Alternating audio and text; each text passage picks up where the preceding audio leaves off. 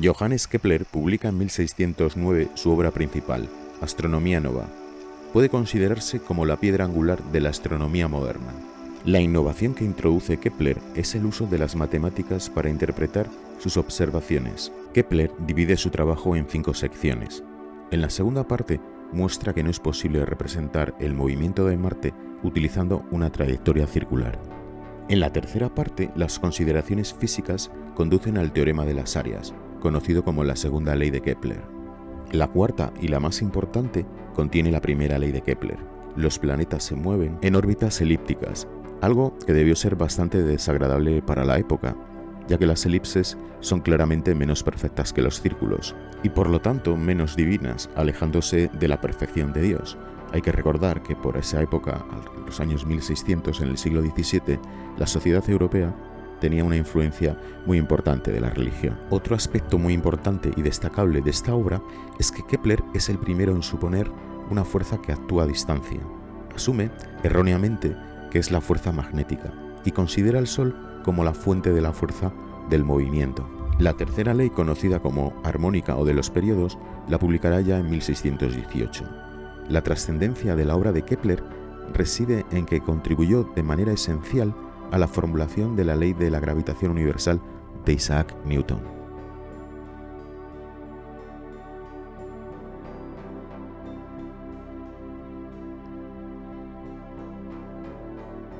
En una elipse se cumple que la suma de las distancias de cada punto de la curva a 2 puntos llamados focos es siempre la misma, es constante.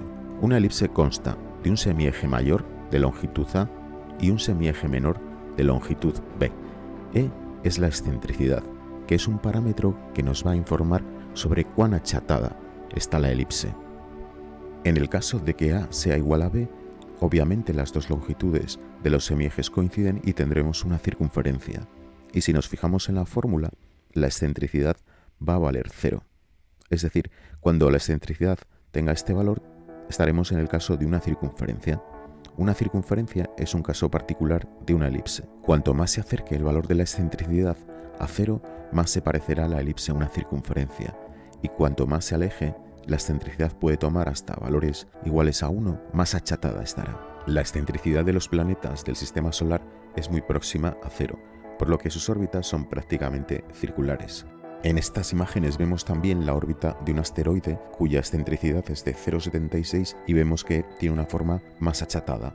Órbitas muy excéntricas no favorecen las condiciones de vida ni de habitabilidad, ya que el planeta se va a alejar mucho de su estrella y las temperaturas van a descender muy pronunciadamente. La estrella enana roja ultrafía TRAPPIST-1 está a unos 40 años luz de la Tierra. Está orbitada por 7 planetas. Sus órbitas son muy poco excéntricas, por lo que tienen las condiciones para poder albergar agua líquida.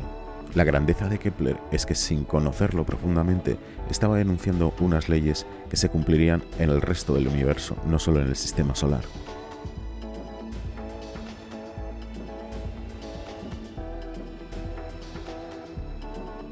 El vector de posición del Sol con respecto a un planeta es un vector que tiene su origen en el Sol y su extremo en el planeta. Por ejemplo, en este caso sería este. Si el planeta se mueve a esta otra posición, el vector de posición pasa a ser el siguiente.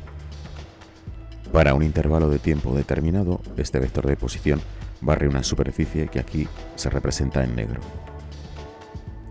Pues bien, la superficie que va a barrer el vector de posición para cualquier intervalo de tiempo que sea igual va a ser la misma.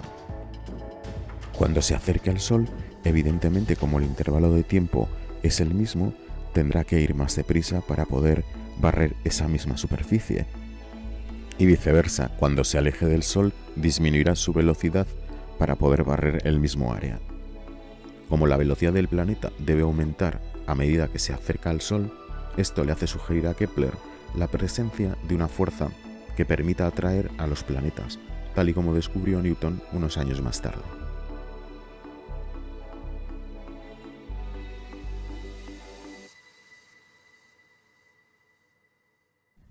Que el área barrida en el mismo tiempo sea la misma proviene de que se conserva una magnitud física llamada el momento angular.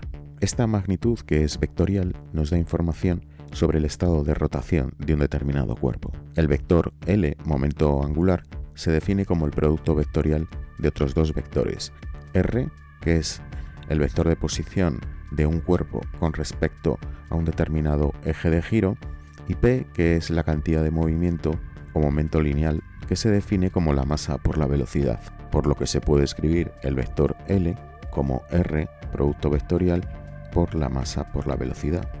El módulo de este vector se puede escribir entonces como el módulo del vector de posición por la masa por el módulo de la velocidad y por el seno del ángulo que forman el vector de posición R y la velocidad v. Si el vector velocidad y el vector de posición forman 90 grados, como es este caso del patinador, el seno de 90 grados vale 1 y L se puede escribir como R por M y por V. En algunos casos, el vector momento angular permanece constante, como es este del patinador. Entonces, si yo considero dos instantes, el valor de esta magnitud tiene que ser la misma. Es decir, tiene que ser invariante en el tiempo. Entonces, dados dos instantes de tiempo, t1 y t2, el valor de L tiene que ser el mismo. Por lo tanto, L1 tiene que ser igual a L2. Aplicando esta fórmula entonces para cada uno de los instantes, podré escribir que el radio de giro en el instante 1 por la masa del patinador por la velocidad en el instante 1 tiene que ser igual al radio de giro del patinador en el instante 2 por la masa y por la velocidad en ese instante. Como la masa del patinador es la misma para todo instante, puedo simplificarla y obtengo que el producto del radio de giro por la velocidad tiene que ser el mismo en cada instante. De modo que si el patinador disminuye su radio de giro, por ejemplo, encoge los brazos o los pega al cuerpo, para que el producto permanezca constante, tiene que aumentar la velocidad. Y viceversa, si extiende los brazos, aumentará su radio de giro, por lo que para que el producto sea invariante, su velocidad va a disminuir. Recapitulando, si aumenta el radio de giro, disminuye la velocidad, y si disminuye el radio de giro, aumenta la velocidad. Vemos como cuando pega los brazos al cuerpo, aumenta su velocidad. Este es un caso típico de aplicación de la conservación del momento angular. ¿Qué tiene que ver la traslación de los planetas alrededor del Sol con la conservación del momento angular? Vamos a considerar dos puntos. Uno es el perihelio y otro es el afelio. Son puntos que pertenecen a la trayectoria de un planeta en su órbita alrededor del Sol. En concreto, el perihelio es el punto más cercano y el afelio es el punto de la órbita más lejano con respecto del Sol. Se puede demostrar matemáticamente que en un campo de fuerzas central, como es el gravitatorio, el momento angular se conserva. Además, la velocidad del planeta en el perihelio y en el afelio es perpendicular al vector de posición. Por lo tanto, estamos en un caso análogo como el analizado anteriormente del patinador, y podemos considerar que el momento angular en el afelio tiene que ser igual al momento angular en el perihelio, ya que esta magnitud es invariante en el tiempo. Sustituyendo el momento angular por la fórmula correspondiente, nos queda que la distancia del Sol al afelio por la masa del planeta y por la velocidad del planeta en el afelio tiene que ser igual a la distancia que hay al Sol cuando está en el perihelio por la masa del planeta y por su velocidad en el perihelio. Como la masa del planeta no varía, se puede simplificar. Como la distancia del planeta al Sol en el perihelio es menor que en el afelio, entonces, para que se mantenga constante el producto, la velocidad en el perihelio tiene que ser mayor que en el afelio. Por lo tanto, la conservación del momento angular es la responsable de que la velocidad del planeta no sea la misma en toda la órbita, y cuando se acerca al Sol es superior que cuando se aleja. Si se define la velocidad areolar como el área barrida por el vector de posición en un determinado intervalo de tiempo, esta segunda ley se puede enunciar como que la velocidad areolar de un planeta en su órbita alrededor del Sol, es decir, en su traslación, es constante, ya que, como hemos visto, el área barrida en un intervalo de tiempo siempre fijo es la misma. Lo que nos dice la tercera ley de Kepler es que el cuadrado del periodo orbital de un planeta, es decir, el periodo es el tiempo que tarda en dar una vuelta completa al astro central, que en este caso, para el caso de Kepler, era el Sol. Pues bien, ese tiempo elevado al cuadrado es igual a una constante por el radio de la órbita, es decir, la distancia que hay entre el centro de la estrella y el centro del planeta que está orbitando, al cubo.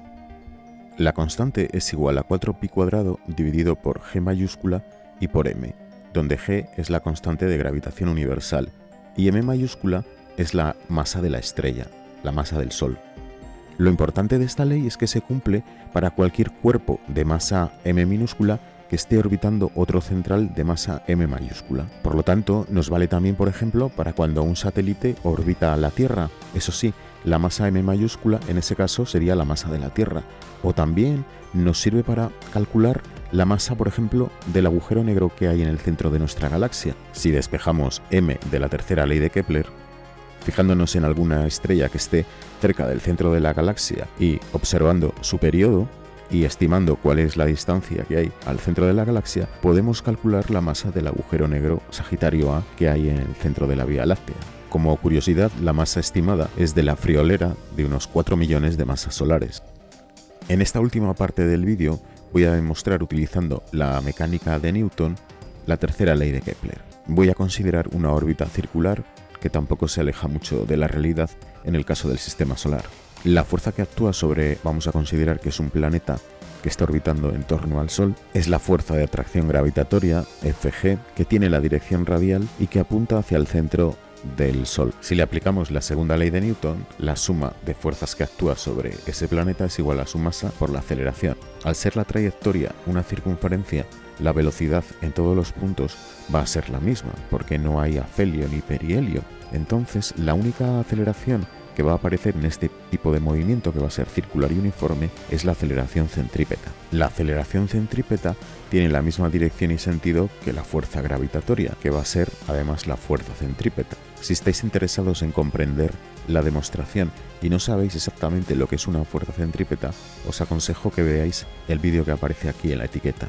Como la fuerza centrípeta tiene que ser igual a la fuerza de atracción gravitatoria, igualo sus expresiones correspondientes, teniendo en cuenta que la fuerza centrípeta es igual a la masa por la aceleración centrípeta, y la aceleración centrípeta se escribe como v cuadrado, el módulo de la velocidad al cuadrado, dividido por el radio de la órbita.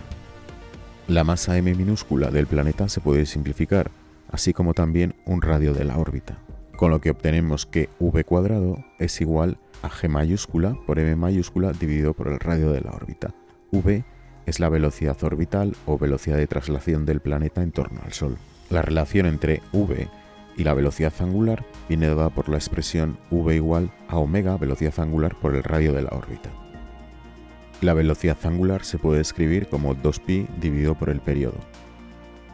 En esta expresión vamos a sustituir v por omega, que es 2pi dividido por el periodo, por el radio de la órbita, y lo vamos a elevar al cuadrado.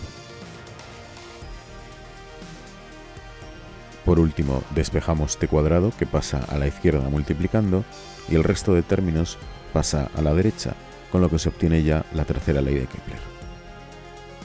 Las leyes de Kepler son fenomenológicas, es decir, se limitan a describir de manera cinemática cómo se mueven los planetas en sus órbitas alrededor del Sol, pero no nos dicen nada acerca de las causas que provocan ese movimiento. Aunque las leyes fueron enunciadas para el sistema solar, son aplicables a cualquier objeto celeste que orbita alrededor de otro astro central. Para comprender las verdaderas causas del movimiento planetario, habría que esperar a que Newton, en 1687, enunciara la ley de la gravitación universal. Las leyes de Kepler surgen entonces como consecuencias de la naturaleza de la fuerza gravitatoria.